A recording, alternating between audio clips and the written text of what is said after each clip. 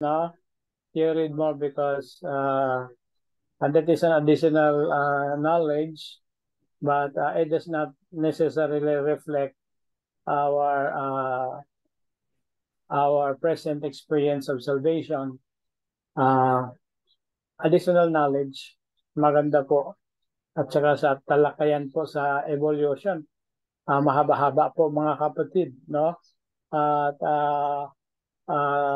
maybe in a few weeks from now, we will even be talking about the Sumerians, and we will also be talking about the Book of Enoch, etc. So that we can have a mind so broad that we'll be able to deal on these things. Amen. What is the Book of Enoch talking about? Is it real or is it a fiction? Or how about the Sumerians? And many more about what happened before the flood and the wars. Are they imaginative? Or we will come to that so that we can have a broad mind. We can have a larger knowledge and be able to deal with many things. As of now, I'm going to give a little announcement that there is possibility that we are going to change our schedule because of the introduction of our doctorate. We are going to have mag-start na po yung ating doctorate class. So babalik po tayo sa old schedule na 1 to 8 instead of 7 to 7. So babudgetin po natin. Ang ating regular will be half day. Pero we will try to make everything fit to the schedule. So magdadagdag po tayo ng oras sa gabi. Pero advantageous din po kasi wala na po tayong umaga. So ang ating umaga ay pwede ng laba time, no? Amen. Kung ano pa natin magagawa. No? Amen. Natuwa ang mga nanay. Amen. So, Natuwa kami daw. mag-start na po tayo. Tigasin sa bahay. Opo, mag-extend lang po tayo sa sa gabi. Okay, hindi naman pwede na ang regular ilagay natin sa umaga kasi pag ilagay natin sa umaga, mag-start tayo ng alas 4 ng umaga, no, para matapos tayo ng alas 12. So, only possible thing is that we may start at 12 o'clock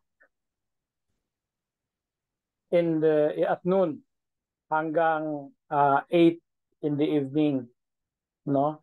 So mayroon tayong subject na pag-aagawan ng masters at saka sa regular yung masters, yung what I mean yung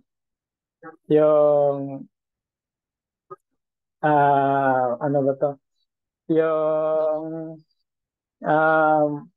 semi-fast trackers, no? I-arrange ko lang po yung schedule so as to fit everything. So abangan lang natin mamaya yung announcement para sa ating bagong schedule. Definitely ang regular will no longer have classes in the morning, yung sa regular. Pero yung fast tracker, malamang meron kayong klase sa umaga so that you'll be able to catch up.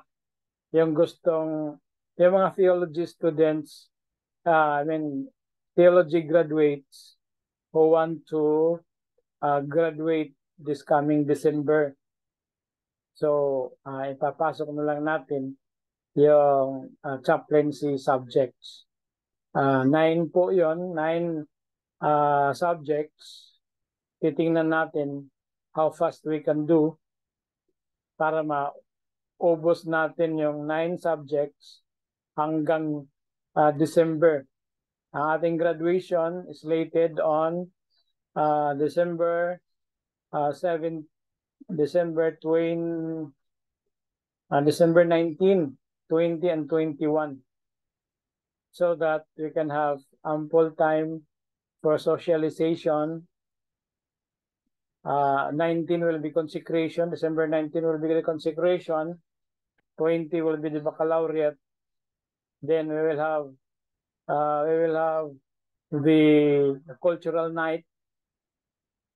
Maglalaban-laban. Hindi naman maglalaban-laban. Parang showdown lang ng cultural presentations ng mga Luzonians, Visayans, and Mindanaoans. I expect much Mindanao kasi very rich din yung culture ng Mindanao.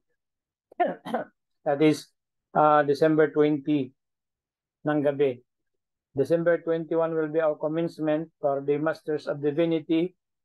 And then after that, 21 will be our tour. No? Meron tayong tour sa prison. We will be visiting Ayas, 1,000 missionary, parts of Tagaytay, then bababa tayo ng AUP, then dadaan po tayo ng Bilibid. Siguro dadaan mo muna tayo sa Calamba para listahan natin yung bahay ni Jose Rizal. Then drop by the Bilibid. Then we proceed to the sanitarium. Then pasyal ng konti sa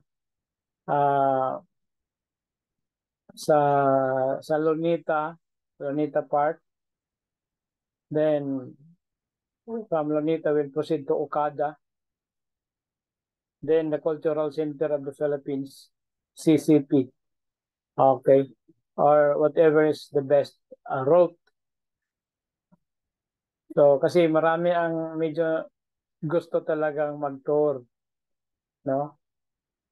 Lalo na yung mga call for tour. So, yun po ang ating temporary. Pero yung schedule, ano na po, yung activity mga kapatid, sa ngayon, parang ganun po ang mangyayari. So, yung makakahabol sa master, rather yung Bachelor of Divinity, major in chaplaincy, ay papasok sila sa semi-fast track. Then, yung mga nag-graduate, ay gagraduate sila ng masters. And some will be given the grados of the Simeonores, or yung ating degree of the highest honor. Mayroon na po din tayong mabibigyan na iilan para sa ating mga Altissimi Honores. So, ang ating class ngayon mga kapatid will start with one level of certification, which is transformational leadership, a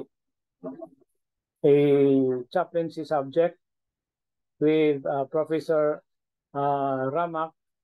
Then after that, if Professor Joven will be able to catch up, then he will take up the strategic leadership and administration. Then after the strategic leadership and administration, we will temporarily dismiss earlier for now, so that I can have time to arrange the subjects and our professors. So thank you very much. We'll have a 2 to 3 minute break. Then we'll give the time to